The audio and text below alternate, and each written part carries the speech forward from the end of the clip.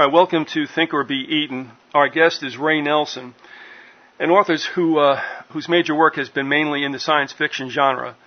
He's written at least 10 books, the best known of which, arguably, are The Ganymede Takeover and Blake's Progress.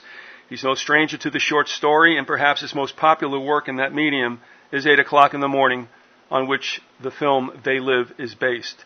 Ray is also a cartoonist of note and has screenwriting credentials as well. He drew a comic book version of 8 o'clock titled Nada for the comic book Alien Encounters. And of course, he was involved in writing the screenplay for They Live under the pen name Frank Armitage.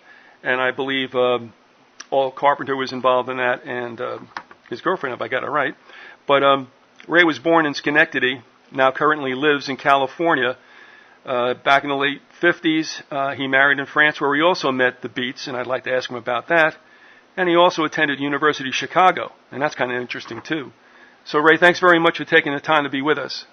I'm delighted that somebody still remembers me.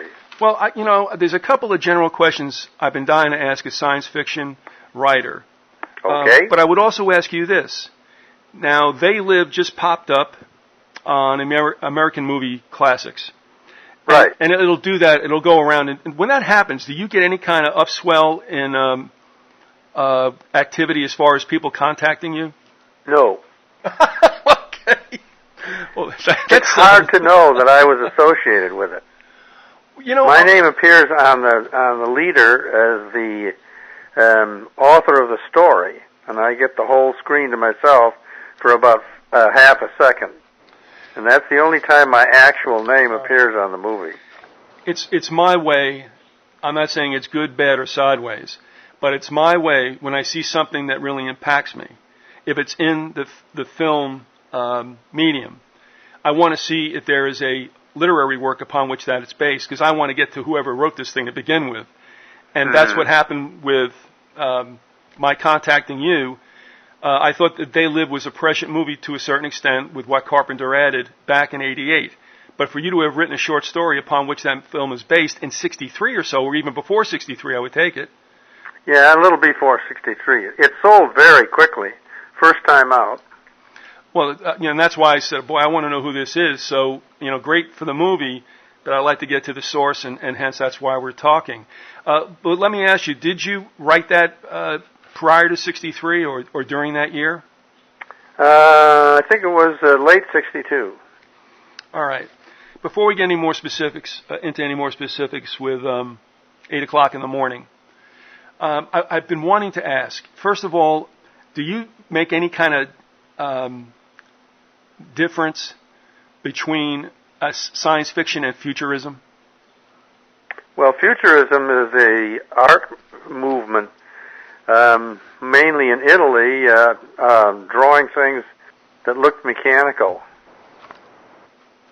All right, I would take it that the way that's used nowadays, at least in some places, futurism with regard to movies, is perhaps a movie that isn't so technologically based, I guess you could say, on weaponry or even perhaps aliens, but in the way a society might be at a certain point. How do you go with that? Well, that's what's called hard science fiction. Okay. But this is the very first time I've heard the word futurism associated with any particular kind of science fiction. Yeah, I can't say how that came about. It just seemed to be something that a number of us accepted, other guests and such. And I would think that would be the distinction, but obviously that's not something that is prevalent, to say the least. But another thing, I've always said that there really is no such thing as science fiction. It's not fiction. How do you feel about that? Well, I think it certainly is fiction. There's degrees. I guess there's what you call a scale of bullshit.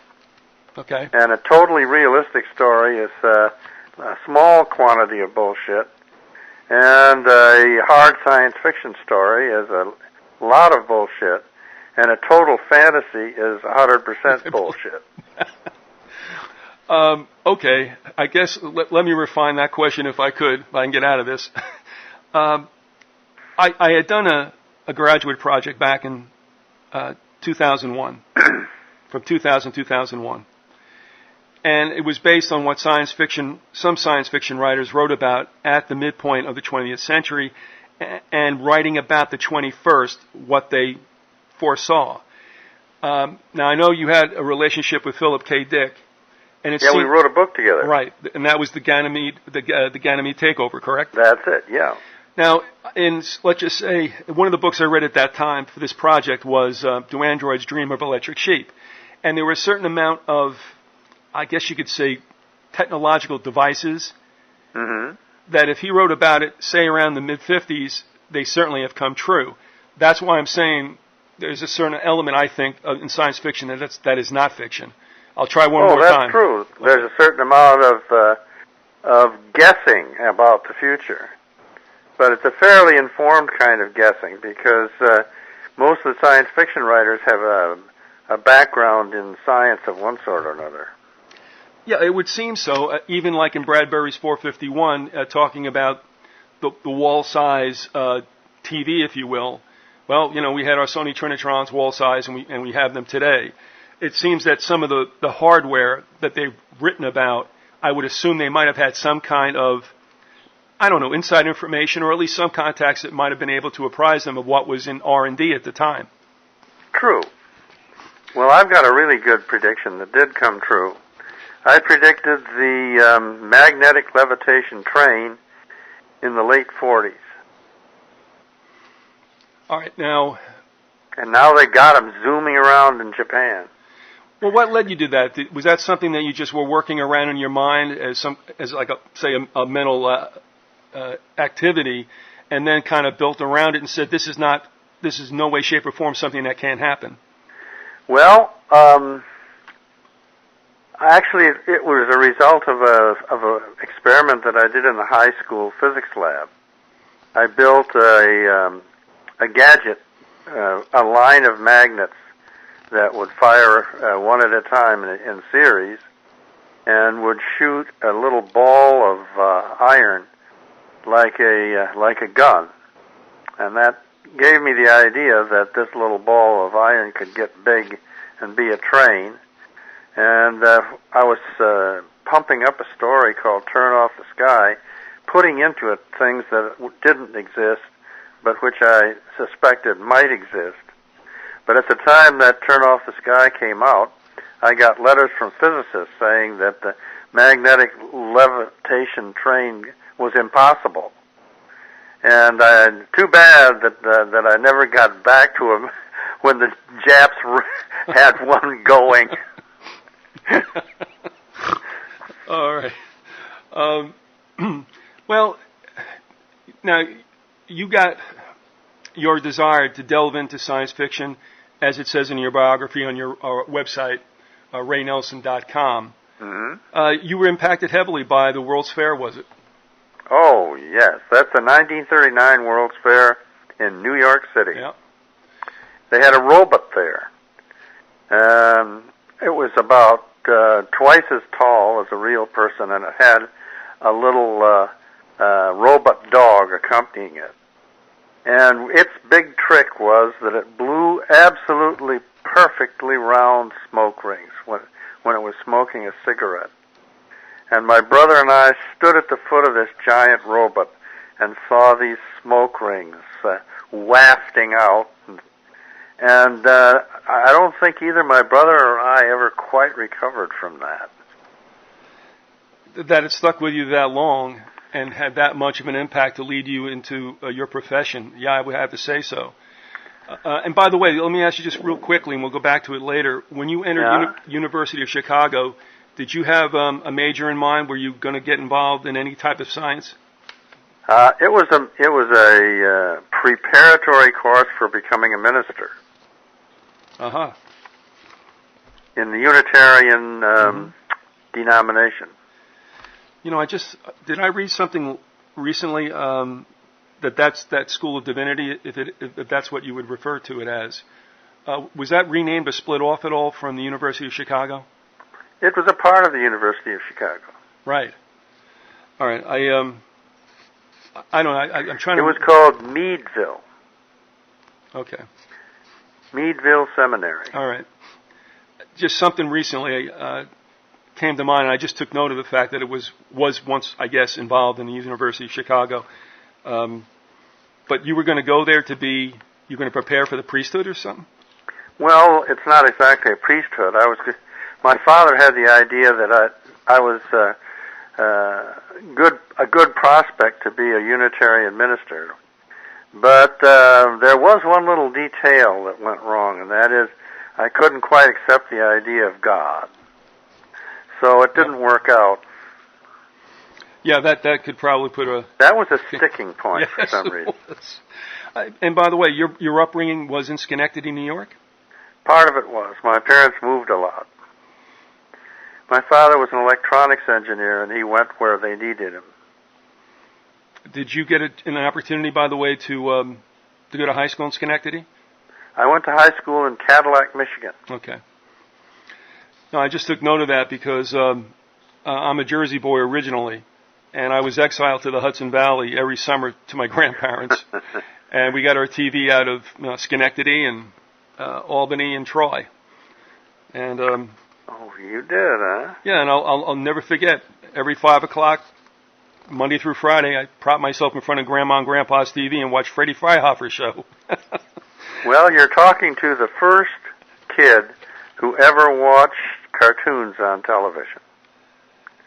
My father was working on the television project before there was any television, and they had a bunker at a place called Arnie's Mount, where they sent television signals from one end of the bunker to the other. And sitting on a sort of wooden shelf on the receiving end, there was a little tiny kid looking at a little tiny image, and that was me. Well, did your interest in science and such, was that something that also had to do with your exposure to your dad's work? Slightly, but my dad didn't have a scientific career in mind for me. He thought I had a great future in theology. He was pretty religious in his way too, and he had some bitter experiences as an electronics engineer, so that he didn't want his son to fall into the same traps. Well, if we could take a look at the times during which you wrote 8 o'clock in the morning, I take it, had you just come back from France? Right. Well, not just. I wrote some other things before 8 o'clock in the morning, most notably the story I just mentioned, Turn Off the Sky. That was my first professional science fiction publication. That came out in 1961, I believe. All right, now 8 o'clock in the morning, to me, I don't know now, I may be making more of this, but you're going to tell me. Reading that back in the 60s, it would have been, oh, that's a nice science fiction story, and I'd be off and running. Mm-hmm. Looking at it now, something's hit me, and to me, there is a conspiracy. The world runs by conspiracy. What I was interested in finding from you, whether or not that was a commentary about what you were seeing happening in, shall we say, a more advancing technological environment? Well, you hit it right on the nose. That was the main idea of several different ideas that was in my mind. All right, well, I'll tell you, if there are any others there, would you share them with us? Okay, the second layer down was an idea of what the ideal protagonist in a story should be. And that's the 8 o'clock in the morning story is written on the theory that the protagonist in a story should have as few characters as possible. He should be a blank, and that's the reason why it's called George Nada. Okay. And my idea was that if the character had no traits, then anyone who was reading the story could project themselves into the character. There wouldn't be any segregation in the readership. So that was the second layer. And then the third layer was that I'd been hypnotized and realized that to a certain extent everybody seemed to be hypnotized by commercials and advertising. And it's that story has so many. It's sort of like a triple-decker sandwich. Mm-hmm. All sorts of ideas pour into a rather teeny tiny little story. Oh, I think that's why it's lived on and is as popular as it is. It's interesting too that you said that Nana obviously is nothing, but the way you describe the character as being kind of a vacuum of traits to a sort, so that anyone can identify. He's also kind of like an everyman as well. Well, if he's an any man, then he can be an everyman. He has that option. All right. Now, just speaking to television, you just shared with us that you got a sneak peek, more or less, at television. You certainly grew up with television, whereas I kind of came in a little bit later. Didn't see the real early years, but enough that I remember TV when it didn't go 24/7 with test patterns and tones and the national anthem. Memory lane. Well, I tell you what, I guess it's because melancholy grows stronger as you get older, or at least the past seems fonder. But I'll say that for the quality, without the 24/7 content, I would rather have TV the way it used to be. And there's a time when I think it's good that it isn't accessible. And that's, I guess, where I'm going with this story as well. And that is, did you see television that, although it seemed like a boon of sorts, a convenience of sorts, an entertainer of sorts, that you saw that there was something much more malevolent, perhaps that would even supersede the other capabilities? Well, I did see it as malevolent, and my father, who actually worked on the development of television, saw it as so malevolent that he wouldn't allow a television set in the house. So what I was really brought up on was radio theater, and that's what I look back to with fond memories. The radio. Radio theater. Like the H.G. Wells show that scared the nation. Made everyone think that men from Mars were actually invading. All right, well, now that you mention that, let me ask you your opinion. Do you believe that that was a psychological op that was run by the populace? I've never thought about that. I can't give you an answer because it's something I've never considered. All right. With the television, was there something also in its functioning? Of course, we talk about flicker rates and such. Is there something true to that as far as being something that would throw you into, the beta state? Well, actually, there have been some scientific experiments that show that the flicker does have, especially on people who have a tendency towards epilepsy, it does throw them into a trance. And it's more or less, I guess, assumed nowadays that it makes for a very pliant audience, one that is not necessarily encouraged to critically analyze anything. You're basically, you become a receiver as well. Exactly. By the way, I just wanted to ask you something. Do you remember the episode, and this happened near where I lived, that began, I guess, early on with Armstrong and the Armstrong Tower in the lower Hudson Valley? I vaguely remember something about that. Yeah, I guess as the story goes, Armstrong got somehow, so the story says, I guess screwed is the best word, by Sarnoff from NBC. And I think he later committed suicide. But there is a tower that I spent most of my life kind of having it over my shoulder, which is the Armstrong Tower, just across the state line in New York. And, of course, he's obviously tied in. That bears his name. But it was not necessarily a very happy story between himself and Sarnoff as it goes. But I didn't know if you had any other information regarding that, because obviously of your dad's involvement. But that might have been just a localized situation too, and probably better known about New York. Now with TV as well, technically there could be a problem as far as its impact on human beings. But what about content? At that time, it seemed pretty innocuous. And perhaps there was some very good drama that took place. There were a lot of teleplays at the time, like Enemy of the State. Enemy of the what People. wasn't so innocuous was various commercials that gave supernatural attributes to various products. That looked innocuous, but I think that it wasn't innocuous, and that it was highly effective in selling products, but it was very deleterious in training people to accept hypnotic suggestions from their television set. So you think the power of television combined with that of advertisers and manipulators, if you will, carried the real threat? Exactly.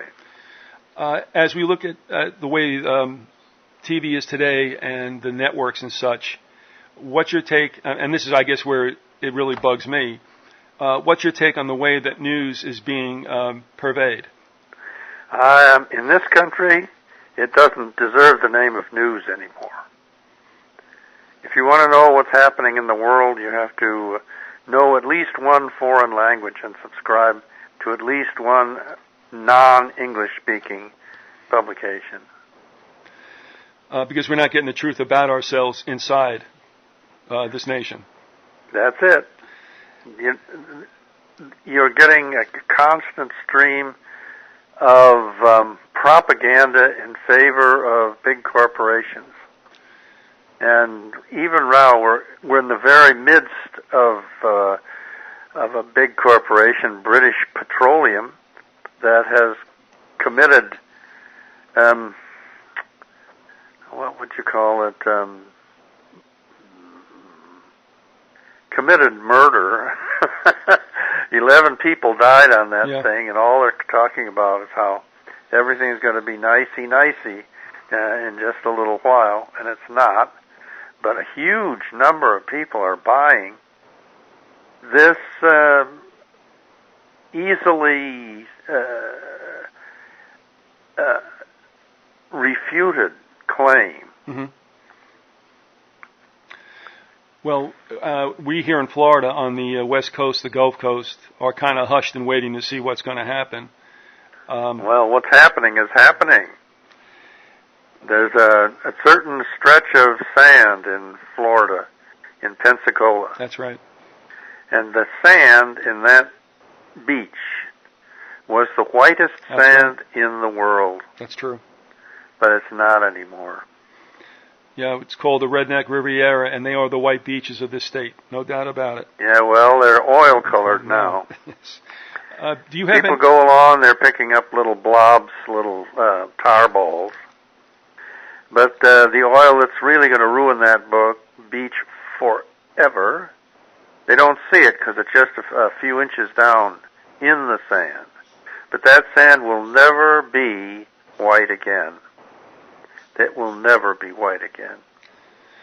Now that we're on that subject, there are a lot of theories and a lot of information being disseminated about what's happening there. I doubt that any of us are getting the true story, only because I'm afraid that the real truth is something that they don't want to share with anyone, and that is that oil spill will only end when it's finally run out to a point that it's over with, that they really can't do anything.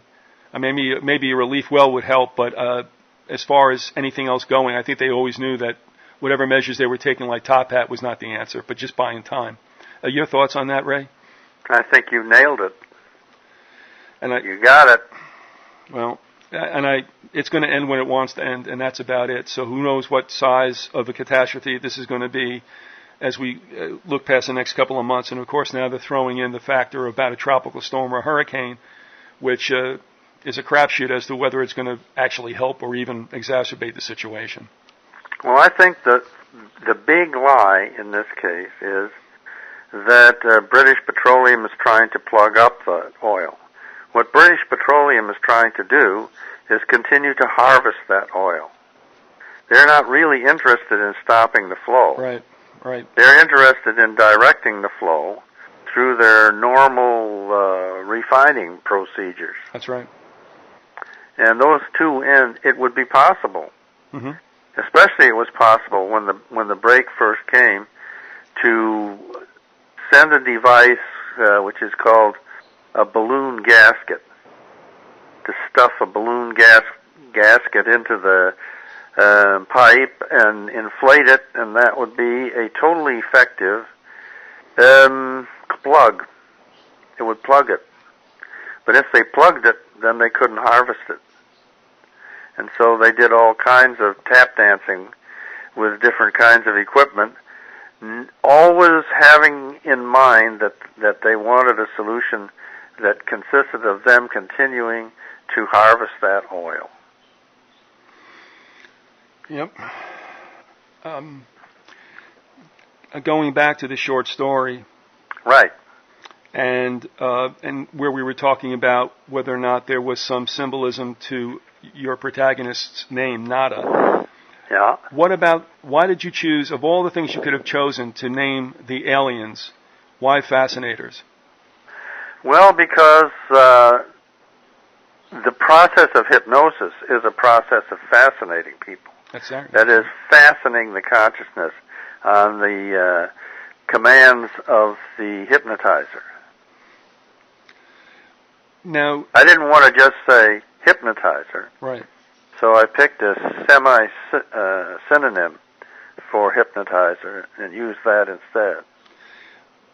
I think I might know the answer to this question, but was there any kind of significance, which is not stated in the story, and therefore it may not matter, I understand, but with opening up with this gentleman as part of a show where we've seen that, where hypnotists obviously cast their spell over the subjects, was this something that was strictly an entertainment thing, or was it something that was at intervals? I mean, did it do anything to reinforce the spell, so to speak, by the Fascinators?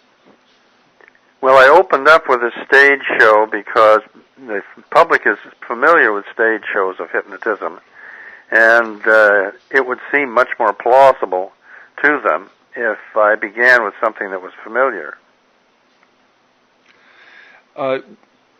In this one paragraph I want to ask you about, it said, at intervals along the street, George saw the posters hanging with photographs of the Fascinators' multiple eyes and various commands printed under them, such as work 8 hours, play 8 hours, sleep 8 hours, marry and reproduce, etc.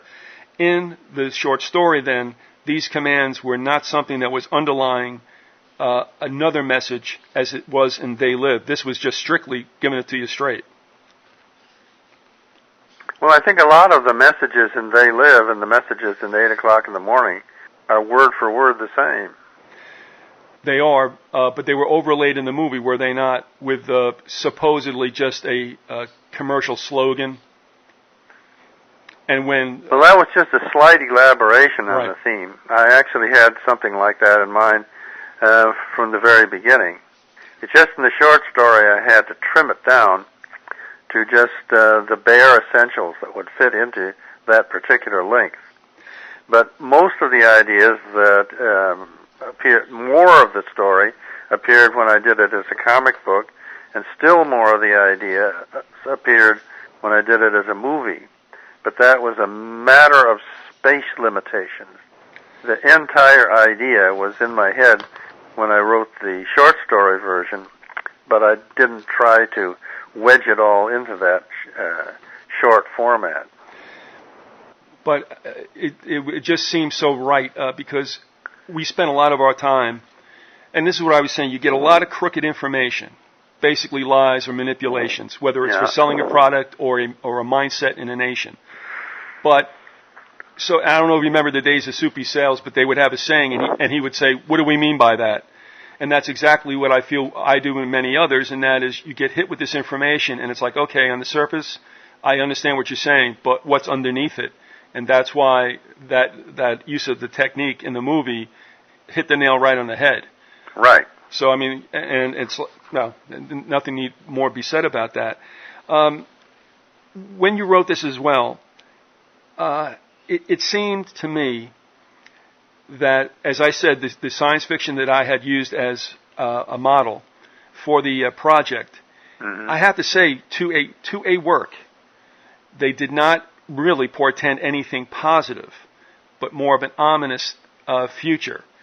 I happen to believe that is the case, but can you explain to me what you, for instance, and your colleagues, why that was that particular outcome? Well, in the story, as you recall, it ends with the protagonist dies of a hypnotic suggestion, but he succeeds in waking up the slumbering populace. And that means that there's going to be a struggle, and I would imagine that the non-hypnotized people will come out on top. Well, because of technology, you spoke to a certain degree with television, mm-hmm. but also with what's coming up with what seems to be, and I'm going to ask your opinion. I look at the electronics that are out there. I look at the gadgets. It's all for your convenience. Mm-hmm. But there seems to be, especially with regard to communication, that this convenience is going to be easily turned around as a method of control. What are your thoughts about that? Well, I think that that could be the way it goes, and that's the way it's being used by radio broadcasters, especially on the Republican side of the ticket. They are using it to hypnotize people into being afraid of their own government. That's interesting. Ray, I've often thought of our government in a duality, and I would liken it to an abusive parent, where on one hand it seems to be an adversary beating up the child, and then mm-hmm. taking on an advocacy and being nice to the child. So you get the object, whether it's a child or a population, kind of just, I don't know, just willing to throw their hands up in the air and say, we'll do whatever you want us to do. Well, the recent development is that what I would call the fascinators have coagulated on one side of the political spectrum. It used to be there was such a thing as an honest, intelligent conservative. And now you have a conservative, he'll say no if you say yes, no matter what the yes refers to. Well, do you think that what we have with this two-party system is nothing more than a dog and pony show to keep people thinking they have a process, while the corporations, which I think you referred to before, mm-hmm. more or less get what they want done? And most of them are also internationalists, where this is going to be tied into one big happy family. What do you think about that? Well, you're talking about a very real and present danger. That's what I think about that. And going back to the electronics too, what I was thinking of is there was a time, I think we all come from a generation, from a cohort that has some kind of value to privacy. Right. What I see now happening, and the youngsters especially being indoctrinated early on with their first cell phone, they are now throwing their privacy away by themselves. They're doing it to themselves, whether it's where they lay everything out on Twitter or Facebook, or they're going ahead and they're surveilling other people with their cameras in their cell phones. And I remember, you might remember this line from former Supreme Court Justice Louis Brandeis, who said the most precious right that an American has is the right to be left alone. And it seems that these recent and generations to come are more or less actually forfeiting it themselves as if it's some kind of great thing. Well, I think you've nailed it again. How come I'm not writing science fiction? Well, there's nothing to prevent you from doing it except that the market is not nearly as large as it used to be. Why would that be? Well, I don't really know. I still think it is the most challenging, most interesting form of literature that ever has appeared on this planet. But it might be that at least the technological part of science fiction has so much come true that people don't think of it as fiction anymore. They can't really focus their minds on a world that didn't have cell phones in it and didn't have electronic surveillance cameras in every drugstore and all that vast technological stuff they take for granted. Yes. Whereas it was part of a menacing possibility in the 30s and 40s. Before we go any further, it's the bottom of the hour. Folks, okay. We're talking with Ray Nelson. Ray, you have the website, raynelson.com. That link to your site will be up with this audio. Can you tell folks more or less what they can find there? And also, if they would like to purchase either a book of short stories or your fiction works, how that can be done? Well, on my website, there's a list of my novels and most of my a lot of my short stories. And Amazon.com is the best place to go, because on Amazon you can get second-hand books as well as first-hand books. And some of my titles are out of print. And RayNelson.com is my website designation. So if you click onto RayNelson.com, you'll see along one side of it a list of things that you can link to. And that will take you to, among other things, my tricks of the trade, things that would be useful for any writer to know. And also there's a link to companies that are making helicopter beanies. And helicopter beanie is something that I invented in 1947. And I don't get any money out of it, but I get a kick out of it when people buy those helicopter beanies. But the helicopter beanie was originally supposed to be worn by science fiction fans to be a sign of being a science fiction fan. And now it's spread out, so it's also the approved or approved headgear for computer hacks, people like that. We my former co-host who actually birthed this show, it'll be 8 years in 2 weeks. He and I had worked together with a supervisor who was a real gadget guy, but a real pain in the ass. So we didn't like him, but he was real testy, and so what we did is we just bought a helicopter beanie and we mailed it to him anonymously. So I think. Well, if it had been me, I would have sent you a thank you note. Somehow I think he didn't take it that way. We never heard about it, and that's it. We're just happy in a sense after a while that, somehow, some way it didn't get traced back to us. But anyway. Well, there's one company called Interstellar Propeller. And the Interstellar Propeller Company, whenever they bring out a new model of helicopter beanie, they send me a free copy of it. And that is my total royalty. Okay. All right, back to the story if I can. The statement about guns, that guns don't kill people, people do. That technology is neither good nor bad except how it's used. You now have a website. You're involved in the Internet. Your take on the Internet? Well, I use it a lot to communicate with people with short messages. And some people send me pictures and things. Particularly, I like to get pictures of Paris because I am very nostalgic about Paris.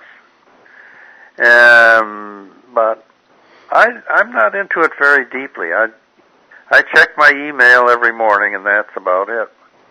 I haven't added anything to my website for years. Well, I'll give you a real quick example. There has been a wildfire rumor that has gained so much ground, and it has to do with Tampa Bay being evacuated because of the spill. Now, I live in the Tampa Bay area, and this is not even a situation yet. This started back before May 21st. May 21st is when I became aware of it. And so just the other day on local CBS TV, the talking head who was doing the news stated that Tampa Bay's city council or whatever, Chamber of Commerce, had to debunk the fact that there is no evacuation down here. And I knew that what had happened was that rumor had been birthed on the internet and spread like wildfire on the internet, and yet it contains no truth whatsoever. So when I say about the internet and knowing how you felt about TV, do we not see an element of that also in the internet where it can be used for good or for bad, and certainly for some kind of propaganda? Well, that certainly is true, but I'm not influenced much by stuff that I see on people's websites. Because I know that in many times things appear about me that I know for sure are not true. Nothing appears about me very recently. That's why I was so delighted to hear from you. But back when people knew that I existed, they made up stories about me that had no foundation in fact whatsoever, but they spread just the same. I didn't like that too well, and that probably is one reason why I'm not more into the internet than I am. Well, funny you should say that, because I wanted to address this, because I would say that, listen, if there were a problem down here, I would confirm it. I'd have no problem with that. I'm not saving anything or hiding anything. But as you said, people made up stories about you, and I'm just curious, did you ever figure out, not that you spent a lot of time doing it, but why in the world they would do it? Was it their, like, manufacturing 15 minutes of fame or something? It was fun. That's why they were doing it. It was fun. Well, I guess that's the way it is. Also with the story, with the commands, the not so subliminal in the short story and the somewhat subliminal in They Live. And the fact that, especially in They Live, but even in the short story, it was something of a display or a spectacle. Mm-hmm.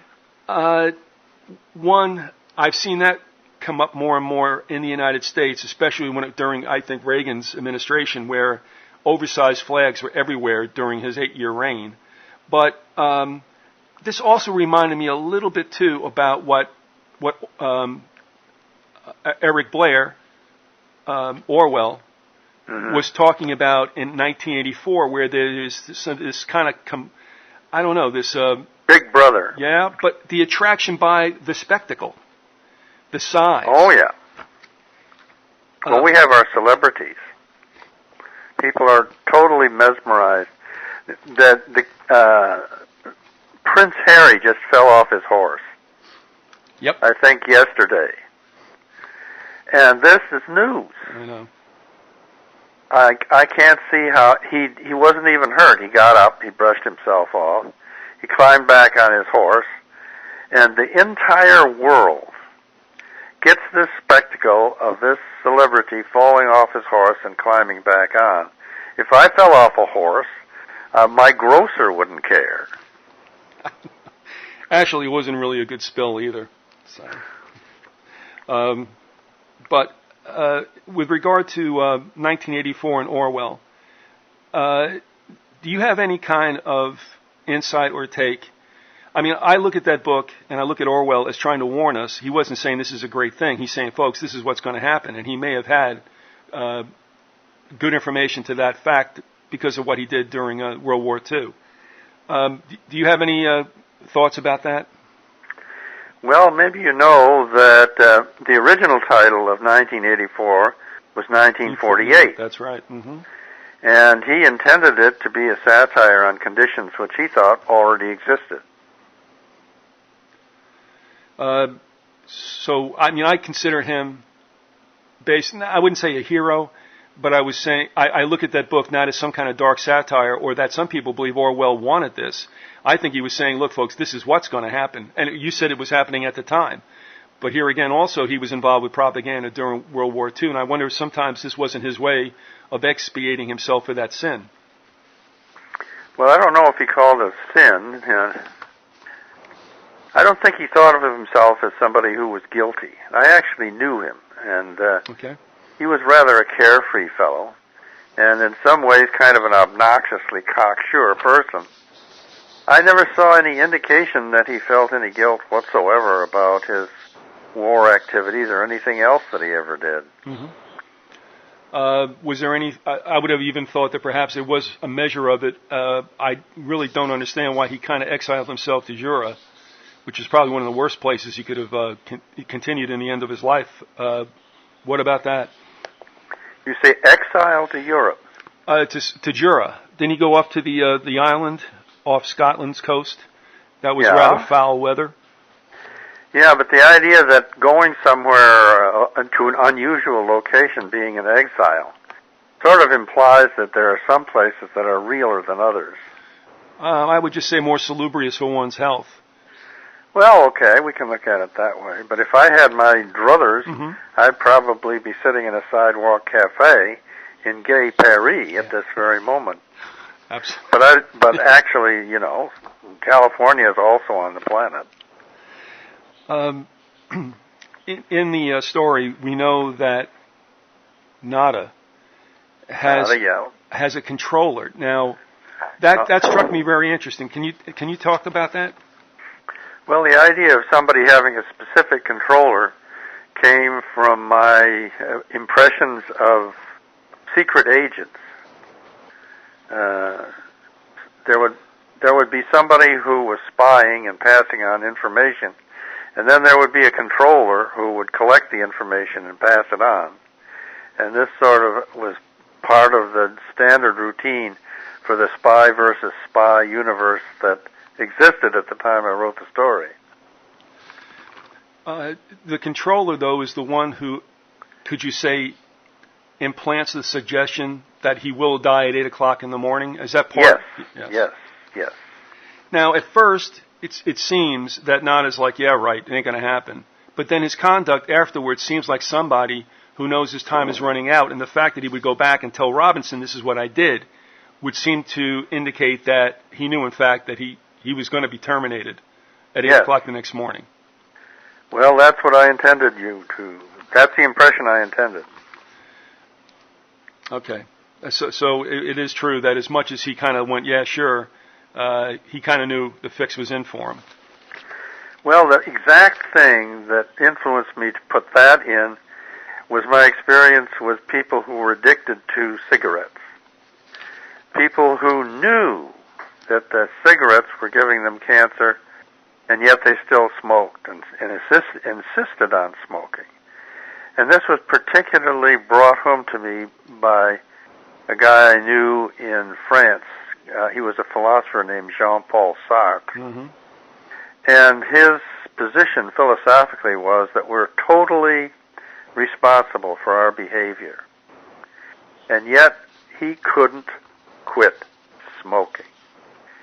He smoked until the day he died, even though by the time that I knew him, which was the late 50s, he already had emphysema. And the smoking was making his emphysema worse. But it was more painful to him that he had a philosophy that said that he was totally responsible for smoking, and yet he still couldn't quit. That was a chemical humiliation to him. And I was thinking about that. I thought that a person who was hypnotized for one thing might still be completely free in fields in which he had not received any hypnotic commands. So in a way, could you say that Nada was in denial, even if it were enough, if that was what he needed to do what he was going to do before, obviously, he was going to shirk his mortal coil? I think he was in denial. Sort of implies an amount of control that I wasn't ready to ascribe to the character. Okay. There is an idea in Irish folk lore that you can cast a spell on somebody, and that spell will, say, compel them to do some certain deeds, and also can decide the exact moment when they're going to die.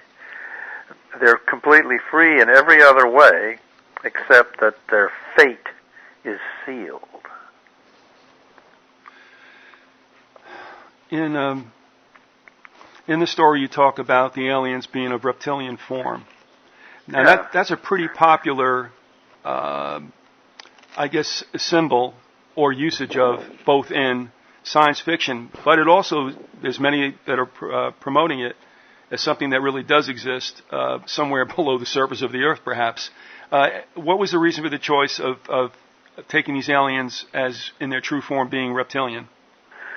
Well, a science fiction writer named Robert Heinlein said that the aliens that we fear, alien monsters that we fear, fall into two classifications, the snakes and the spiders. And he wrote some stories based on the idea that we encounter some kind of snakes and some kind of spiders as we explore outer space.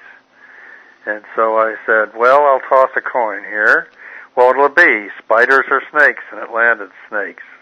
Okay. Moving on to one other thing. And this has to do with the idea of making people come awake. Wake up. Now in the short story, he has more of a one-on-one to try to get people to wake up. In the movie, eventually he has to attack the TV station because that is the mode of propaganda. But he gets into the character in the movie, and it's Piper obviously playing the character, gets into an extremely long fight sequence. At first, my thoughts were this is gratuitous because Piper's a wrestler and they're kind of wanting to show his stuff. But then did you ever guess right there? Really? Okay. Well, I have a copy of the shooting script, and that wrestling scene is blank pages. I agitated. I used all the persuasion that I knew how to use to try and get that wrestling scene out. Okay. But Roddy Piper, the wrestler, said, he was a lot smarter than I was told he was, and he said, well, if Ray Nelson walks off the set now, we can finish the movie, but if I walk off the set, you can't. And that proved to be a very persuasive argument. Okay. Now, I was going to hit you with the fact that some of my colleagues took the high road and said, no, this is symbolic for how difficult it is to make people come awake. And I deferred to them, when in essence the former is true. The former is true. And you'll notice that if you're watching close, you'll see that right after that there comes a scene where these two guys take a hotel room. And they are all covered with scars and bleeding sores and bruises. Do you remember that? Oh, yeah. Uh-huh. Okay, immediately thereafter, there comes another scene, no scars. Extraordinary healing capabilities. Yep, but I don't think anybody notices that. They don't see that there's something incongruous about it. What? But I practically hid under my seat the first time I saw it. But don't people just consider it the Hollywood effect, okay? I guess that must be it. But, that's what made it so cool in a sense. If you think back to one of the first stars who said, I'll go through the movie injured, was Nicholson when he gets his nose slit in Chinatown. And I think, and Newman also in Slapshot, he took stitches across his eye and said, no, leave it. So, that I thought was very real, but we're so used to seeing all this Hollywood miracle stuff, and I think people just go ahead and chalk it up to that. Well, in this case, the wrestling scene was the very last thing that was shot.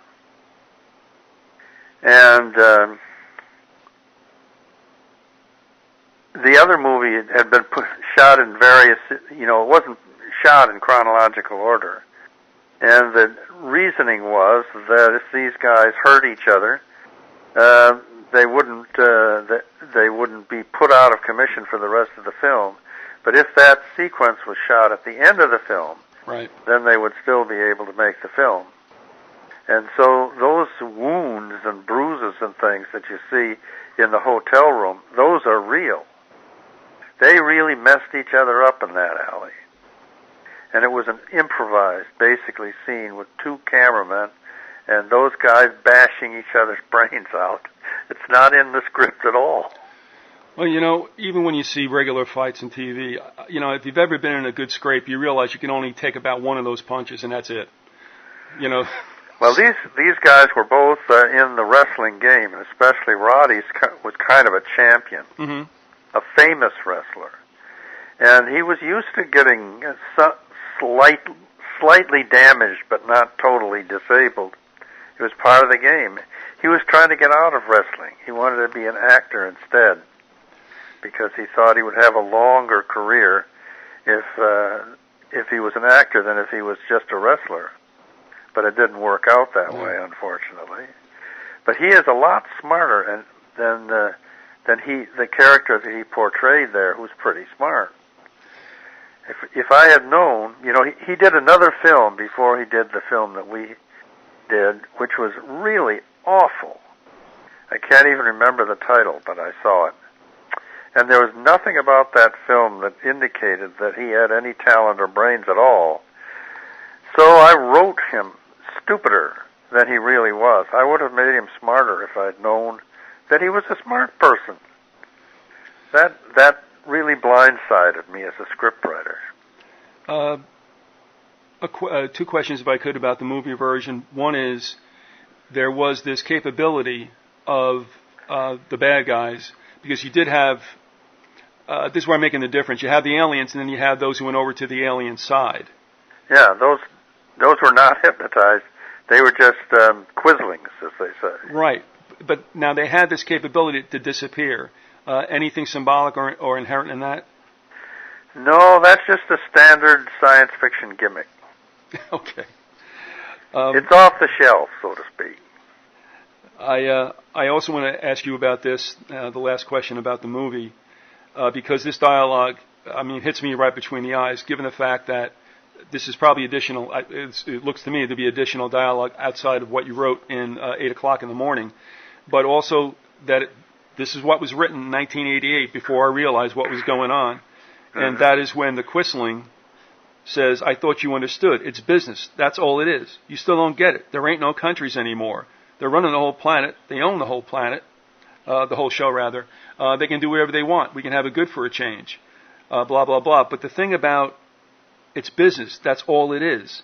You still don't get it. There ain't no countries anymore. That's exactly what's happened. Right. Well, whose idea was that, may I ask, to have that in there? Mine.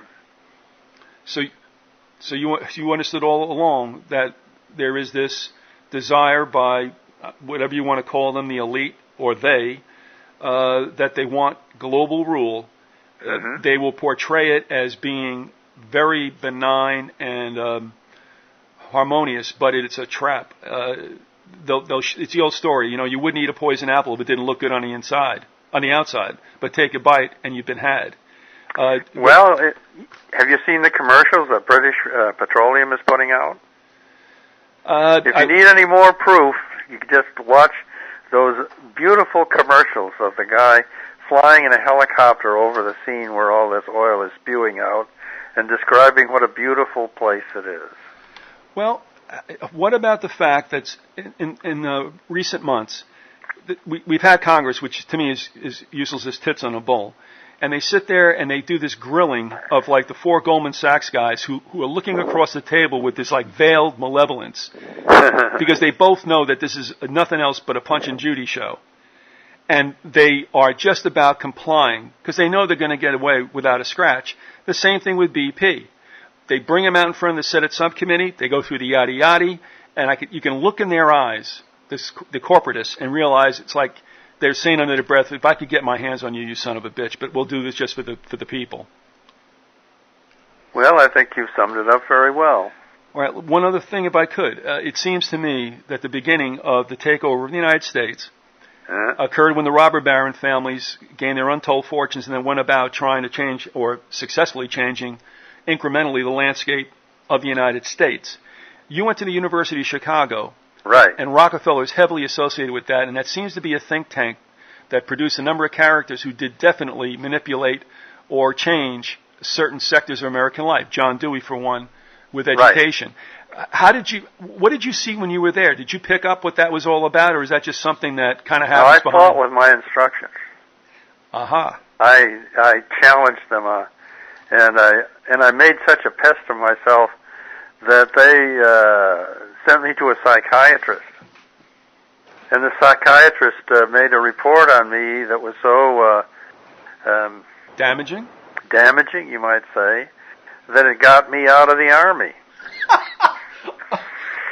Well, when I went in for my, I was drafted. I went in for my examination to see if I was fit to be a soldier, and there was this psychiatrist's report. And I was wearing a propeller beanie at the time. That might have helped, yeah.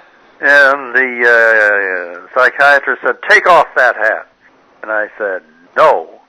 And he said, "Take off that hat.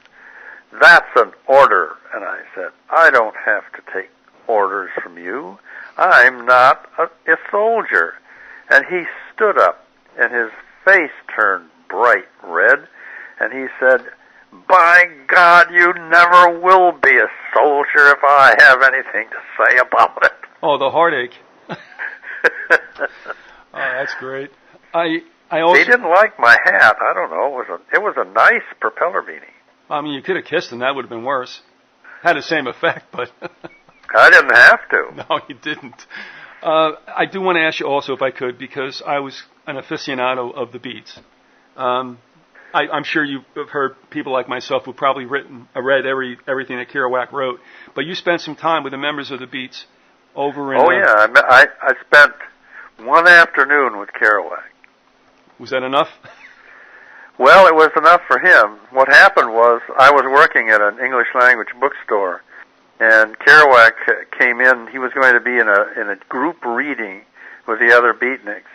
But in the meantime, he wanted to meet some French intellectuals. And I knew some French intellectuals. So the boss of the bookstore, George Whitman, he said, "Take him over and introduce him to your French friends." But on the way over to meet the French friends, Kerouac stopped off at this bar and that bar, and by the time he arrived at the place where the friends were, he could hardly stand up. And he started lecturing these guys on how poetry had to be made up as you go along as a free improvisation. And he got into an argument with one of the French writers. Boris Vian is his name. And Boris Vian makes his living as a translator of English into French. And they got into an argument, and Kerouac called him a bastard. And Vian slipped into his BBC British accent and said, "No, no, no. You mean Boston. Boston." And Kerouac got so pissed off that he took the first plane back to the States without appearing at the poetry reading, which he had signed up to appear at. How did you find Burroughs? Was he a compelling personality? Burroughs was sort of a gray businessman. Mm-hmm. He spoke very little. He was much older than the other Beats, and they sort of looked up to him. But he had in the center of his mind was the idea that literature is 100% bullshit. And so it didn't matter whether the page 1 came in front of page 2 or page 2 came in front of page 1. So he would shuffle a manuscript like a deck of cards and then read it in whatever order it happened to come out. And the other guys, they didn't do that. They were pretty serious, and so was I. And I still think that at that point, which was the late 50s, Burroughs was kind of nuts. When he wrote Junkie, okay, he was still part of the science fiction fraternity, so to speak. And Junkie's a pretty good job. Junkie's a nice story. It was published as an ace double by Donald Wollheim, who was the editor there, as a science fiction guy, published it. And I think people are going to be reading that particular story for maybe a couple of 100 years from now. But everything else Burroughs wrote is poisoned by Burroughs' idea that literature is bullshit 100%. All literature. I've been thinking about them more lately because of, I guess Ginsberg has a photo exhibit going on in D.C. And one of the things, of course, that's pretty glaring are the before and after photos, if you will, of Kerouac and the dissipation that had set in. But I guess Ginsberg obviously got more serious about photography later part of his life. But there's been some Ginsberg looked like a rabbi by the time he finally died. Yeah, yep. He was a clean living dude amongst these people, and a hard-working writer. Mm-hmm. He wrote a vast amount, some of which is very good indeed. And some of these guys, they wrote one thing, and then they had something to show girls that they were a real writer, and then they stopped writing. They're living in Jersey. I grew up not far from where he was in Patterson. And, yeah. And to this day, they have a literary contest in his name out of, I believe it's Passaic Community College. So, if I could ask you one last question, a lot of people wanted to know about this, and I hope I can do them right. Philip K. Dick, would you say you had, amongst other writers, a closer relationship with Dick than you did others? The closest relationship I had was with Boris Vian, but Phil Dick would come in second. He seemed to be, I don't know, to me he's, I guess from the writers of that time in that genre, I guess he has to be my favorite. He seemed exceptional. Any take on that? Well, I think he certainly was exceptional, and because he concentrated on psychological themes rather than gadgets, his gadgets were just taken off the science fiction shelf in the local science fiction store, so to speak. But he had a lot of ambition to be a serious writer, and he wrote a whole series of realistic novels, which didn't get published until he died. And that's what he liked. But he wanted also to actually eat, so he wrote science fiction in quantity, but slipped in the psychological and philosophical ideas that he wanted to get across.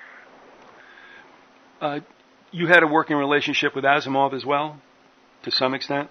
No. I never met Asimov. Okay. All right. So Asimov was an East Coast guy. Mm-hmm. Asimov didn't like to get out of the shadow of the Empire State Building. He became extremely uncomfortable if he was beyond the shadow of the Empire State Building. So in his whole life, he never learned to drive a car, and he didn't leave the neighborhood in which he'd grown up unless somebody paid him a large sum of money to do it, which some people did. Well, as you wrote in 8 o'clock in the morning about the way you saw the future and the way it was starting to unravel at that time, I think of the one short story that I would consider in that same plot line, and that's a short story he did about the winnowing. Are you familiar? I'm not familiar with that one. No, it was just that the terminology is a little bit outdated, but that doesn't mean anything. What he was saying was, and you can think about genetically modified crops, and he was talking about the handlers, if you will, the they, talking about how they could affect a depopulation with it looking like it might be a plague where some people would be resistant, some a little resistant, and some not resistant at all, and it would be in basically the grain. And here we are. Well, I don't know. if we've actually had the plague. Well, maybe not. I hope not. But I feel extremely uncomfortable with the progression that's being made. Like it's a good thing with this genetically modified seeds and food. We really don't know what we're getting. That's why when those people ate some tacos and they had some other kind of weird genes in them, they died. So. Well, Asimov had one idea, which was very close to an idea of mine. He had telepathic robots controlling people by hypnosis. That was how he tied his Foundation series together with his robot series. He'd been working the vein of these two universes for a long time, and then he decided that he would hook them together. And the way he hooked them together was to postulate super intelligent robots that were subtly guiding human beings and keeping them from getting into too much trouble. And the great difference between Asimov and me was that his robots were the good guys, and my aliens were the bad guys. I probably would lean more to your assessment. So. Are you writing anything now, or are you playing anything? Well, I'm not writing anything for professional publication. I write stuff for very small circulation magazines that deal with the popular arts of the 20th century. Sort of a scholarly thingy. But I'm not doing any fiction or film work now. Theoretically, I'm retired. I'm in my late 70s, So I have an excuse. Okay.